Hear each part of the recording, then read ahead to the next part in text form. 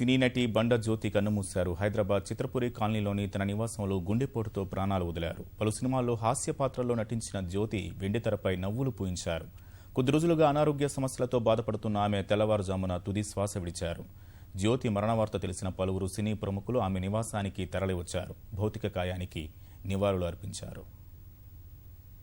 తోటి కళాకారిణి జ్యోతి పట్నాయక్ చాలా ఉత్సాహమైనటువంటి, చాలా ఆనందమైనటువంటి వేషాలు చాలా వేసి మా అందరితో చాలా కలుగోపుగలుగా ఆవిడ మీద మేము జోకులు వేసి మా మీద ఆవిడ జోకులు వేసుకుంటూ అంత అద్భుతమైనటువంటి కలుగోపులుగా ఉండే మంచి ఆర్టిస్టు మన మధ్య లేకపోవడం నిజంగా చాలా లాస్గా ఫీల్ అవుతుంది. చాలా మంచి మనిషి.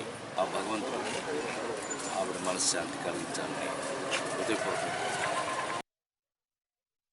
15 సంవత్సరాల నుంచి జ్యోతక్క బాగా తెలుసండి. ఎప్పుడు ఆడుతూ పాడుతూ నవ్వుతూ ఉంటుంది అనమాట.